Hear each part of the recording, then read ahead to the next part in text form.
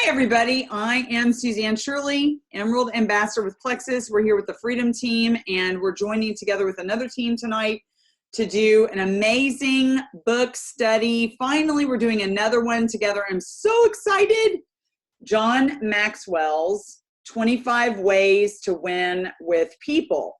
And I didn't realize this until I started reading it. It is it's a sequel. It's like part 2 to the actual book called Winning with People that John Maxwell wrote.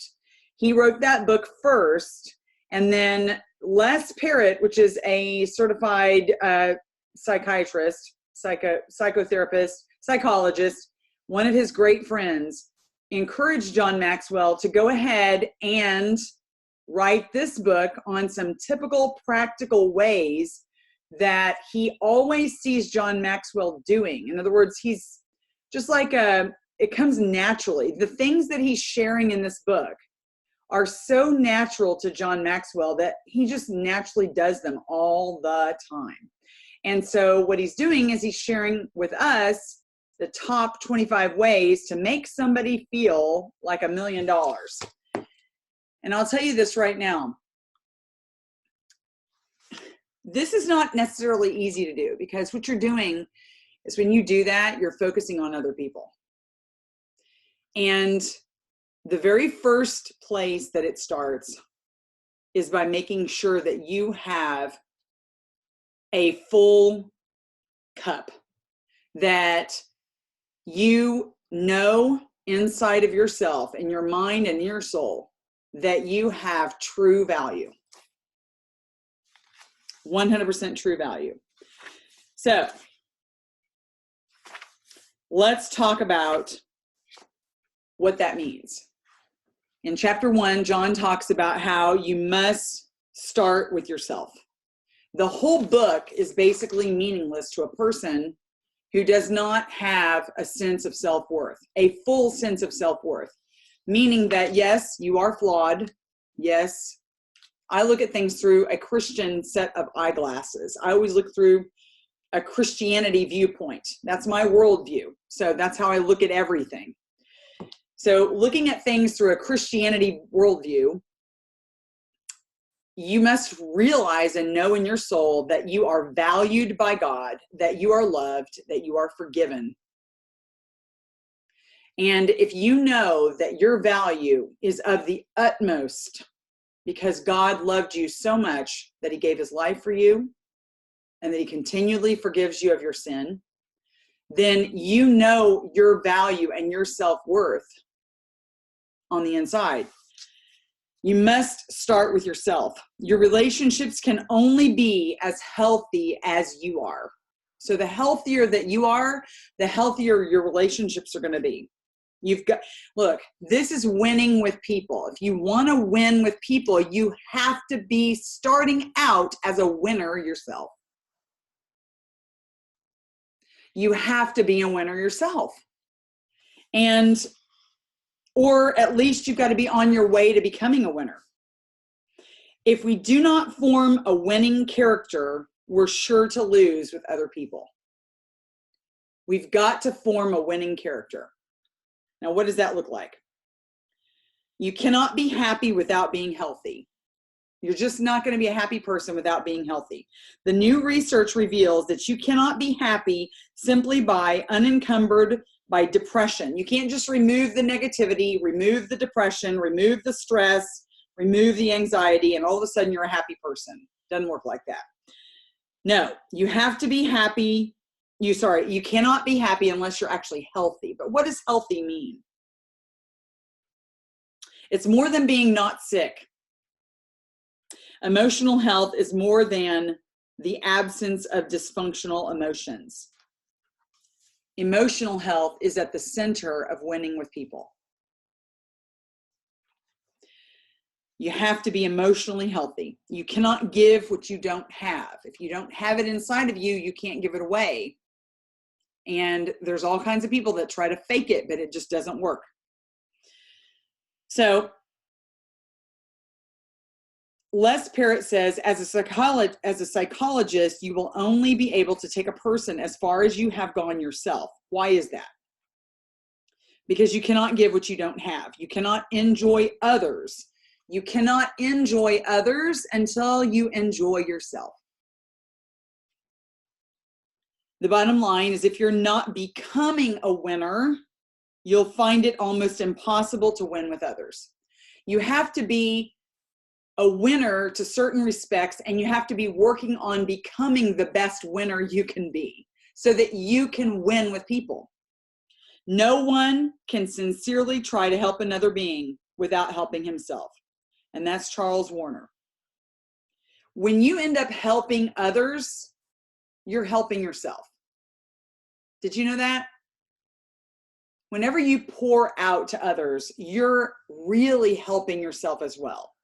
God made us to be that way. He made us want to do for other people and help other people.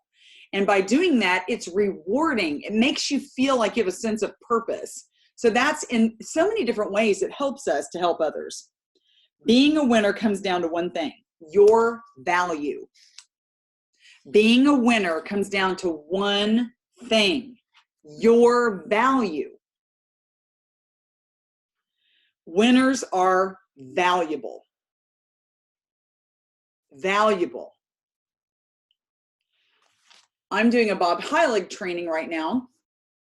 That's a 2-part goal setting situation where you do part 1 and then you do some work, and then you listen to part 2 and then you do some more work. So I just finished part 1 and I did several hours of reflection, self-thought, analysis, and whatnot. And one of the things that I had to do was to come up with 4 of the most powerful virtues that I would describe myself for 2019. This is after I went through an entire process of goal setting, a whole process. I'd already done it all. So in doing that, and to summarize, you come up with some adjectives to describe yourself. And once you come up with these adjectives to describe your virtues for 2019, you pick the top 4. And one of my top 4, before I even realized what I was doing here, is the word valuable. So I'm going to be honest with you. I feel extremely valuable in a healthy way. I value myself in a very healthy way. I know inside of myself that I have something to offer, more than something. I have a lot to offer other people that join me, either in this business or just being my friend. I am a good friend. I'm so many different things, and I have a lot to offer, whether it's to my spouse, to my dog, to my family, to my friends, to my team, or to anybody that I come in contact with. I will run 14,000 extra miles for someone. That's the kind of person I am. I'm valuable. I'm a very valuable person. I have a lot to offer. Now, that's not a prideful thought about myself. That is a healthy approach to who I am. And so because I feel like I'm valuable, I'm worth enough to add value to myself. I'm going to be doing a lot of things to add value to myself this year, to make myself a better person, because I know that if I make myself a better person, I'm going to be able to accomplish more. I'm going to simply take the lid that's on my leadership level and I'm going to raise it up higher. The more that I add to myself, I'm going to be able to accomplish more. So remember what John Maxwell just said. What did he say? You can only help people as much as you are helped. You can only give as much as what you have on the inside of you. It's the idea of a $50 bill. You take out a $50 bill, and he gave this analogy, crumbling it up, dropping it on the ground, grinding it into the floor. Is it still worth $50? Absolutely. It might be dirty. It might be wrinkled. It might be crumbled up. It might even be scratched or torn just a bit, but you could take that $50 bill and go down to whatever store and use it to purchase $50 worth of goods. So the $50 bill has not lost its worth or its value just because it's been beat up, trampled on, and crumbled up. So that's a great analogy for our lives. Some of us have been beat up, trampled down, crumbled up, told that we're not worth certain things.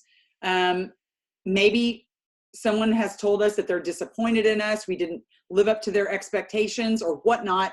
Maybe we've been abused. We've been, pushed around by others, and we've been given some self-limiting values by other people. That does not mean it changes our value or our worth. That simply means that we've decided to maybe take on those other people's self-limiting beliefs that they've handed to us. So we can't take that on. We have to recognize that we have that value. Our value is still at this level, even though we might have been crumbled up, dropped on the floor, banged up, like that $50 bill. You must accept your value. We all have insecurities and issues that we wish that we could change about ourselves, but there's certain things that we can't change. The Latin word ad capere means to take to oneself, and that is the word acceptance. Accept who you are. Accept yourself, and accept that you are valuable. Perhaps you might realize and recognize and accept your value. Well, great. So what's the next step? Raise it on up to the next level. Increase it. Increase your value. Become more valuable.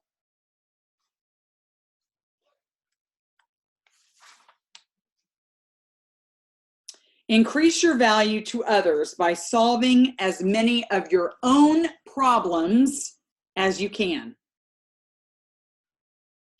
Overcoming or fixing those things that are within your own power to change within yourself.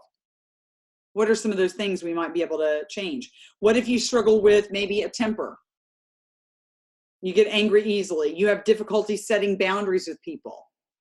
Maybe you find it difficult to take responsibility for yourself in some areas of your life.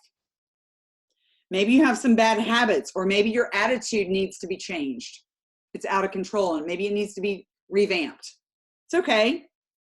Each and every one of us can improve ourselves whenever we decide to do it.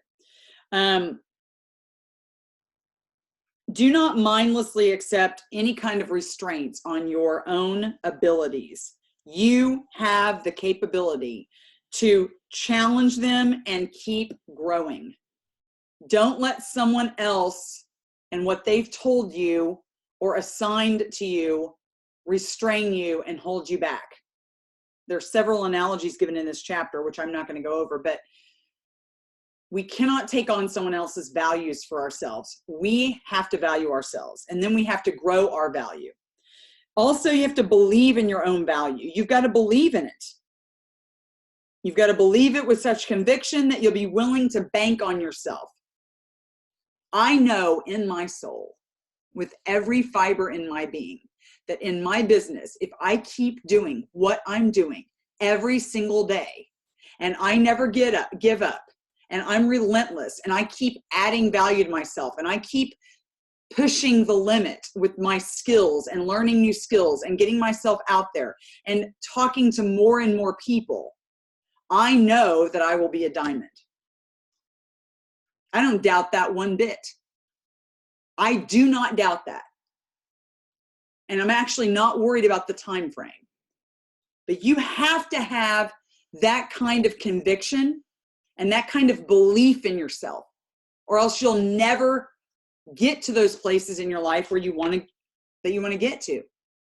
You have to have that belief in yourself and be willing to bank on it. If you do not believe that you have something of great value to offer another person, namely yourself, then you're never going to really win with people. Who you are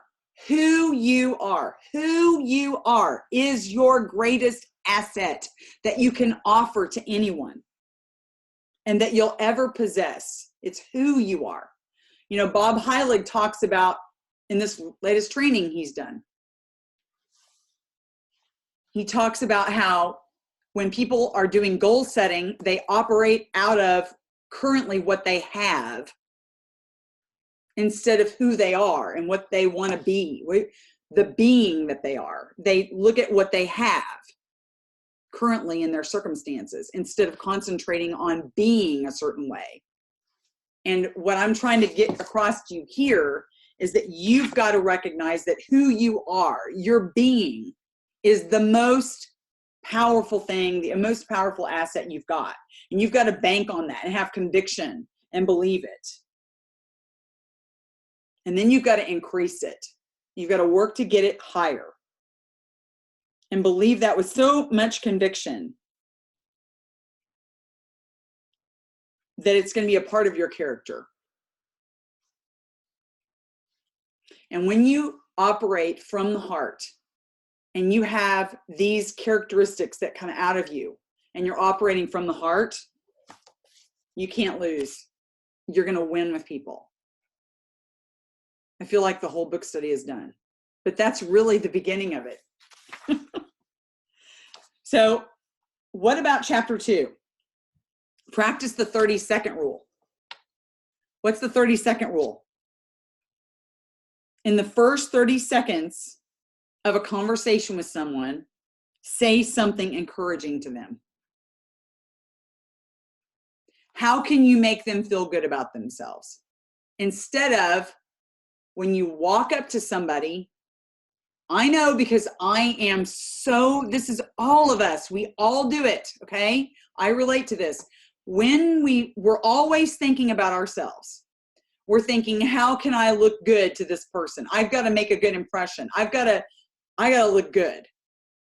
Instead of doing that, we must begin to hone in on this habit and learn how to make somebody else feel really good in the first 30 seconds that we come in contact with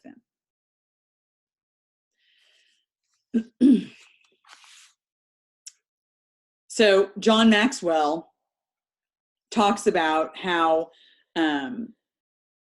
this is something that he just does naturally, okay? And Les Parrott gives some examples. Hey, David, I heard you hit it out of the ballpark this morning on the conference call. I heard you hit it out of the ballpark. Hey, Larry, you're making me look so good with that consultation in Denver. I thank you so much for that. Kevin, I just saw the numbers for April. Nobody else in the world sees and seizes the opportunity the way that you do. Hey, Les, I'm so glad you made the trip out here to be with us today. I know you're going to add tremendous value to our discussion. Instead of encountering someone and trying to figure out how you can look good to them, make yourself find a way to make somebody feel good and encouraged in the first 30 seconds that you come in contact with them. John says that he practices this rule every day with everyone he meets. He says, you see, someone once said to me, be kind. Be kind, because everyone you meet is fighting a hard battle. People everywhere need a good word, an uplifting compliment to fire their hopes and their dreams. It takes very little effort to do, but it really lifts people up. When most people come in contact with others, the first thing they do is try to make themselves look good. Get rid of that and start thinking about ways to stop focusing on yourself and search for ways to make them look good. Make them look good and feel good. Thank them for something they've done. You can do that. Thank them for something they've done. Praise them for a personal quality they might have. Compliment their appearance in some way. It really makes a positive impact on people. So do that and then watch what happens. Watch what happens. And do it from your heart. When you're doing it, remember these things. The 30-second rule gives people the AAA treatment. The AAA. What are the AAAs? Attention, affirmation, and appreciation. Attention, you're giving them attention, affirmation, and appreciation. That's the AAA treatment. Begin by giving them your undivided attention during the first 30 seconds. Affirm them and show your appreciation for them in some way. Then watch what happens. You will be surprised by how positively they respond to you. And I love this quote by William King. It's really, really powerful. Think about this. Oh my gosh. I know because I relate to it. We've all been these three different types of people.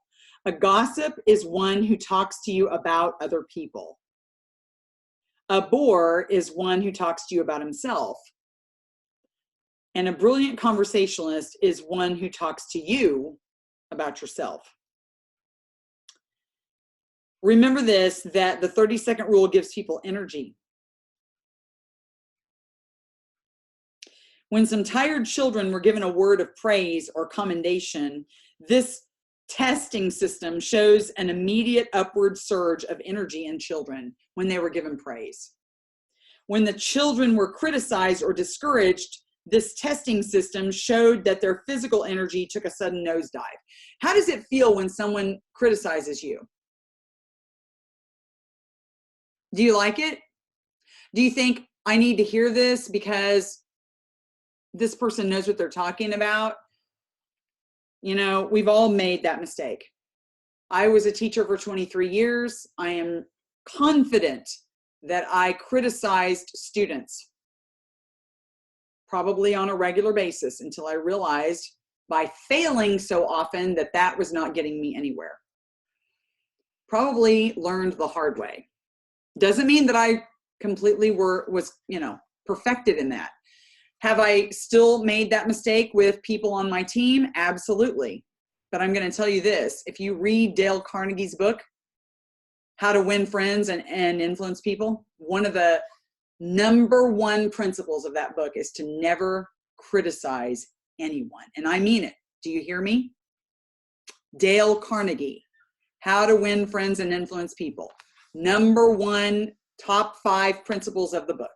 Never criticize someone. I'm going to say it again. If you want to win with people, ouch, here it is, never criticize someone. And you're like, how do I deal with the person though when I'm trying to get across to them what I really need them to understand that they're doing wrong? Well, criticism is not going to get that across. There is an effective way to talk to people, and that's really not what we're going to talk about tonight. But criticizing is defeating your purpose. If you criticize someone, they're never going to jump on board with what your plans are. They're never going to say, yeah, I agree. I think we should do this. They're not going to feel good about themselves, and they're not going to move forward and join your cause. They don't want to be a part of a team where they feel criticized. Did you know that when people feel criticized, that they turn around and run the other way?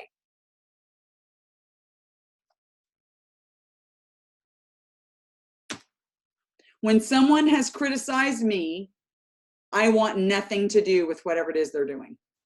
If it's a group, a policy, a department, a mission, if I'm criticized, personally is one thing, but especially in front of other people, that's even worse.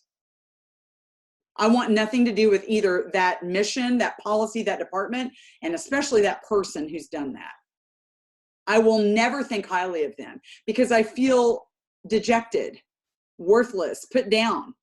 I've been made to feel like I'm not good enough, and that I don't agree with. So that's why I want nothing to do with it. And I'm sure that some of you have gone through something like that, would agree. That's how you feel when someone criticizes you. So imagine what it feels like when you criticize someone else. Think really hardly before you do that.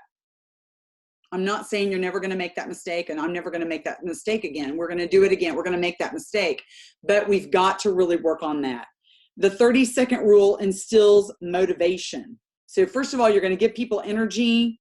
Then you're going to give them motivation if you can do that within the first 30 seconds. Motivation helps people to know what they should do, and then they do it.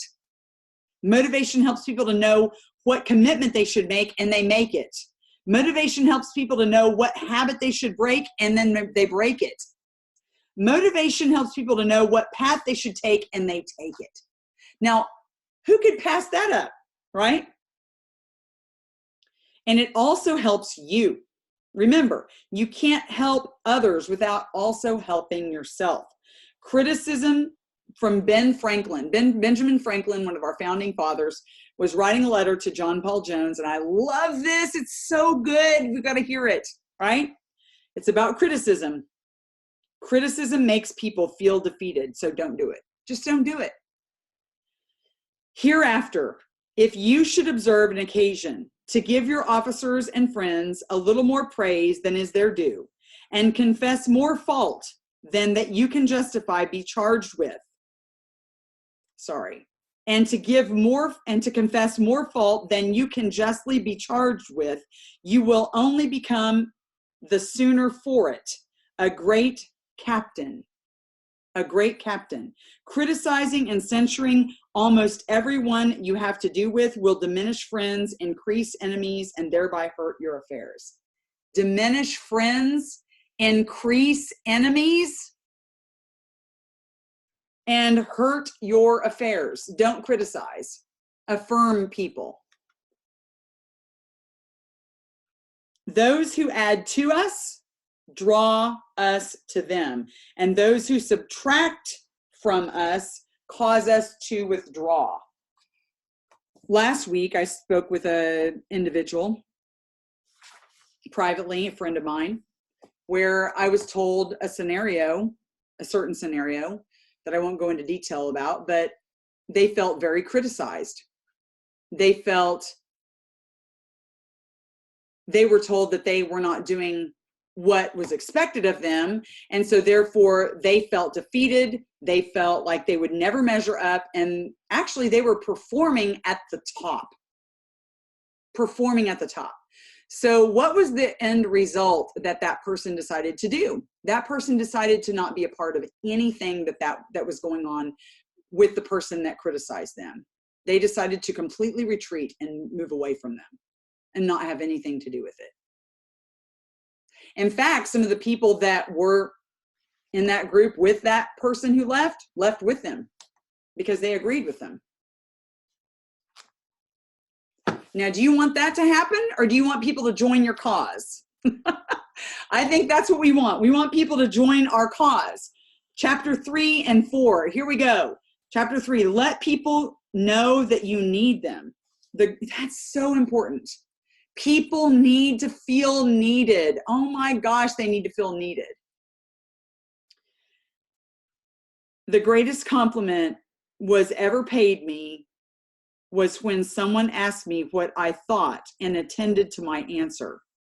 Henry David Thoreau. One of the greatest things I remember about a friend of mine that was really good at being so aware of my needs always asked me, how does that make you feel? How does it make you feel? And you know, that question right there always made me feel like that person cared about what I thought, cared about what my emotions were. And that was so powerful to me. The secret to getting people to join a team is this. You simply need to believe it and tell them, I cannot do this without you. I cannot do this without you. Leaders become great only when they realize that they are the ones who need people. I'm going to say that again because I have seen the opposite. I have seen the opposite with my own two eyes. I have seen, not just in Plexus, but in other places in my job as a teacher, from administrators to all over the place. But I've seen it everywhere I've had an experience of doing something, that leaders feel that people need them. Like their value is so important that people out there need them. They are so important. You guys better come on to me because I got what it takes, right? A true leader is going to turn around and be humble enough to say, I need you. I need you. I need you. I need you. And I cannot do it without any of you. I am so not able to do this without any of you. I need you. I want you to know that. Make people feel needed. They need to feel and understand and know their value and worth to you. You know, I have a friend, her name is Angela.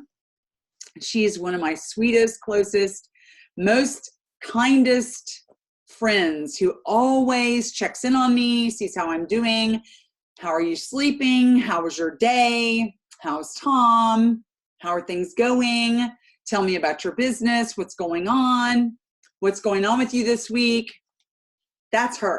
We all need to have a friend that's like that, who checks in on us, right? It feels good to have somebody who loves us. Well, all of a sudden, she got a full-time job. And she was working 40 hours a week.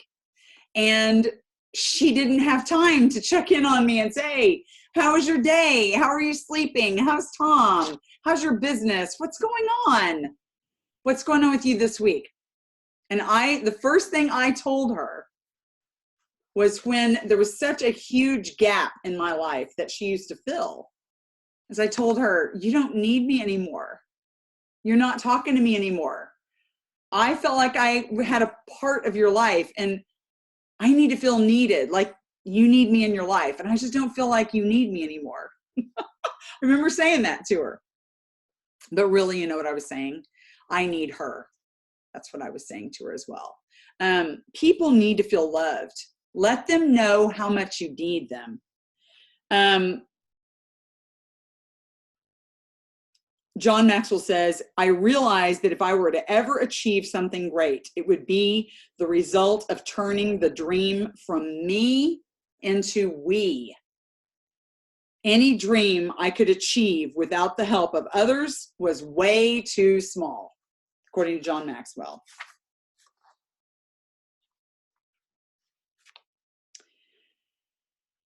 When the vision gets bigger than yourself, you really only have one of two choices. You give up on the vision, or you go get some help.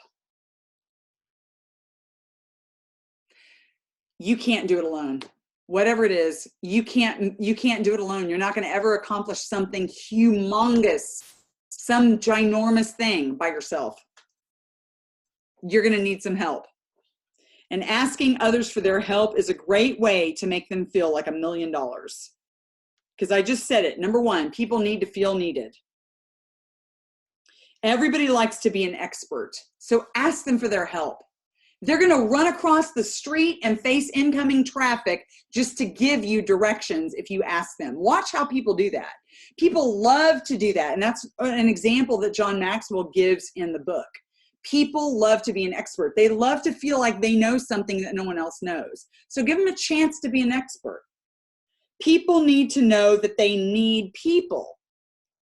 Andrew Carnegie says, it marks a big step in your self-development when you come to realize that other people can help you do a better job than you could do it by yourself. It's huge. Every individual's fate is tied to that of many, many others. We all need people. And if we do not know that, we are in big trouble. Big trouble. The third principle, people need to know that they're needed. They just need to know it. Every human being longs for a life of significance. We all need to know that we are needed and that we offer to others, and what we offer to others is of value.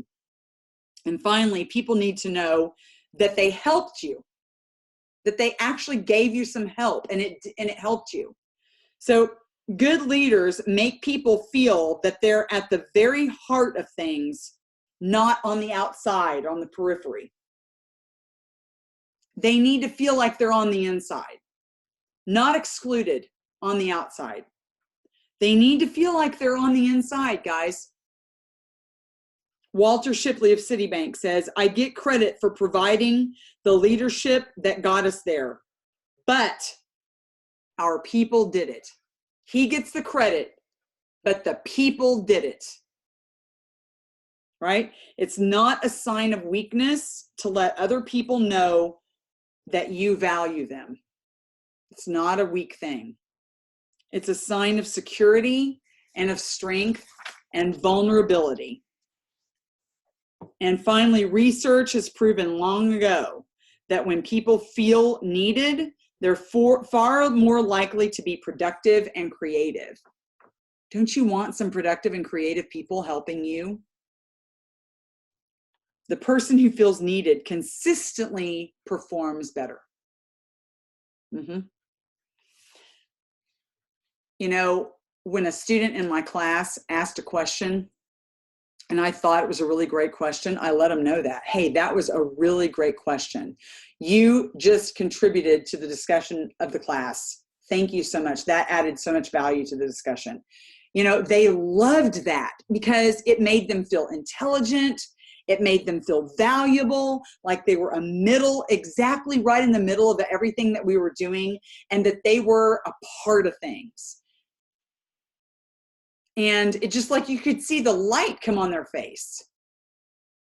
Whenever you can find a chance to let somebody know how valuable they are and how much you need them, take advantage of it.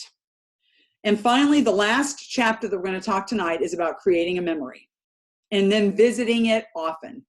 So we all have family members and friends where we've had some great memories, but are you really intentionally going and making them happen? Or are you just sitting back waiting for memories to happen to you? See, and that's the difference between someone who's going to win with people versus someone who's just going through life, okay? John Maxwell makes it very, very clear that a memory is the treasury and the guardian of all things. And that was said by Cicero, by the way. A memory is the treasury and the guardian of all things. Sometimes when you sit back and you think about some really amazing things that have happened to you in your life, some moments that will never happen again, but you'll never lose that memory, and you can smell it and hear it and see it and feel it and taste it. Isn't it powerful? Doesn't it elicit a lot of emotion from you? Doesn't it make you feel amazing? Okay, so take that idea right there and go create it. Go and create that. You have to be very intentional if you want to make a memory. Okay, so I have a friend of mine who said recently to me, and I've known her for 2 or 3 years now, and because we live in different states, she has told, you know, we talk online, we'll chat with each other, we'll see each other at events, and we know each other through Plexus. But she told me recently, she said, we're never going to really have a true friendship if we don't make the arrangements to spend time together. And you need to make sure that we just need to make arrangements so that we can spend time together. Like, fly to this place and we'll spend the day together, we'll have lunch, we'll spend some time together. And that is the truth. And recently I told someone on my team who I love and cherish so much and value her immensely and think the world of her. And I told her recently, I said, you and I, who love each other so much and see so much value in each other, if we really want to become really good friends, because we're going to do this thing forever, we're going to be in this gig for life, why don't we form a friendship and why don't we really get to know each other? And I said, I will get on a plane when you tell me that this is the weekend that you can do it. I will get on a plane and I will fly to you and we will spend some time together. And I will do a meeting for your team and I will go there. And you and I can hang out. We can spend time driving in the car. We can do this, we can do that. Let's go out to dinner with your husband. Let's spend some time with your children. You know, to me, those kinds of things are so important. And if we are not intentional about making time to do that, we're never going to form those relationships. We're never going to make those memories. And people feel valued when you build a memory with them and you do it intentionally. So John Maxwell talks about an experience where some young leaders got him up on a stage where he was to give a talk, and all of a sudden he didn't get to give a talk because what they had done is they had each one of them made some mementos that represented the life and the experiences that they have gained from reading his books. And each person came up and said something amazing and gave him this memento. And he sat there with tears running down his face. And today he says that those mementos line his walls. Right now in this drawer right over here, I have a drawer full of plastic bags, these large Ziploc bags. containing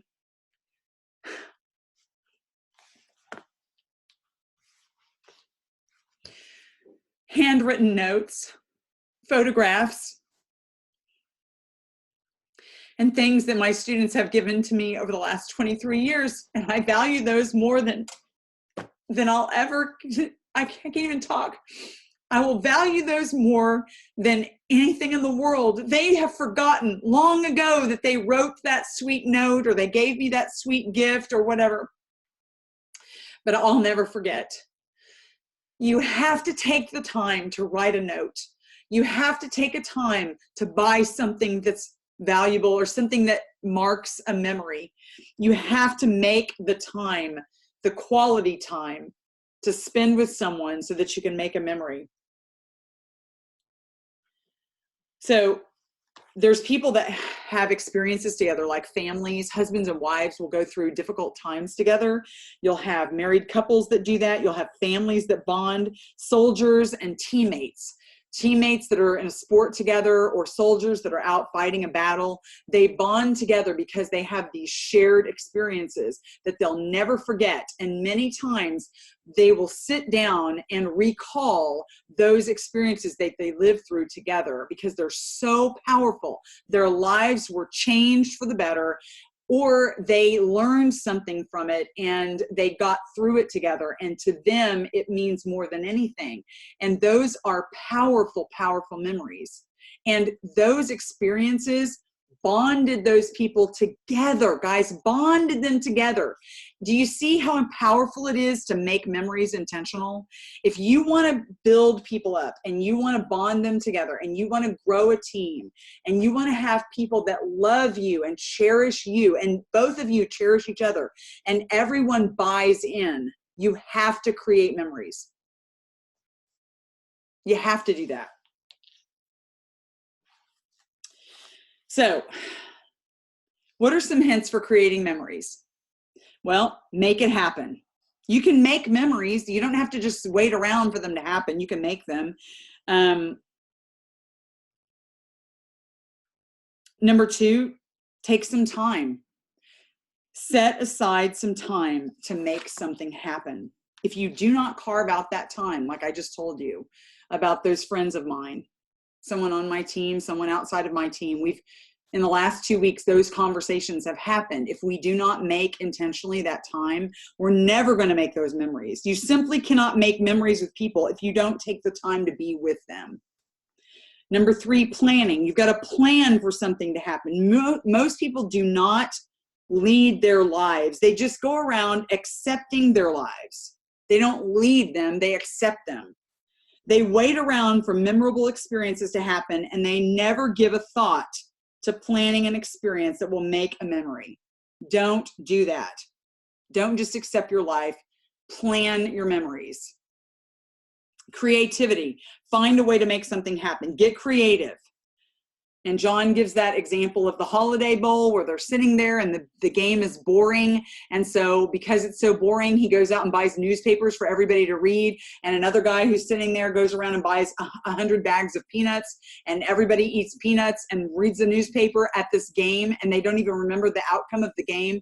But they'll never forget the experience because it just made the experience, the newspapers and the peanuts and the laughs and the comments and the shenanigans, I'm sure, that happened from that.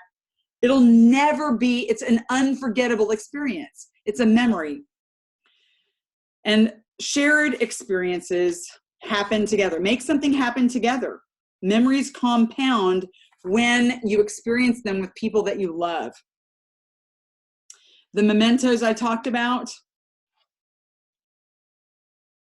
almost everything that we do today is forgotten. Within a certain amount of time, it's forgotten.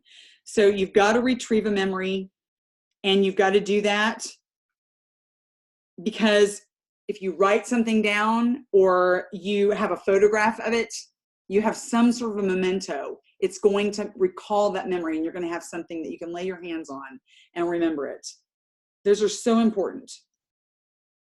So when you help somebody create a memory, give that person something to remember it by.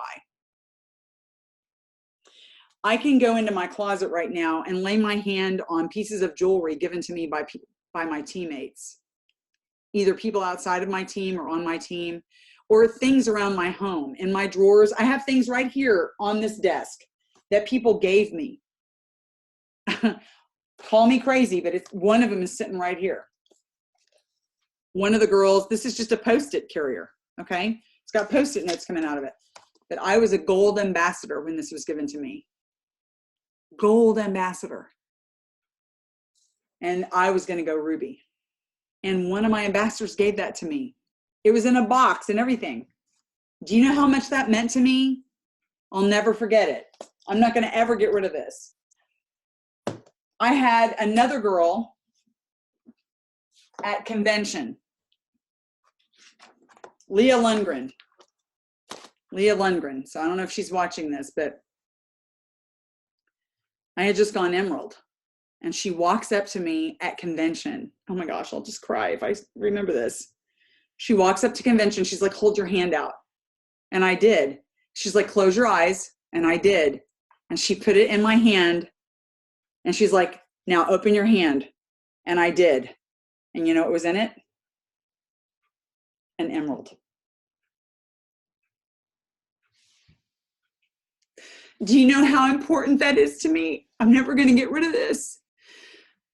You've got to have memories. You got to have mementos. Make a memory.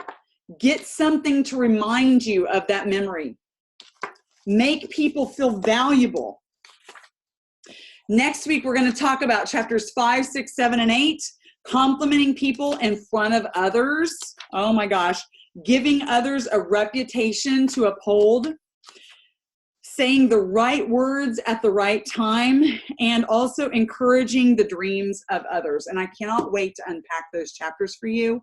I'm so glad that all of you joined us.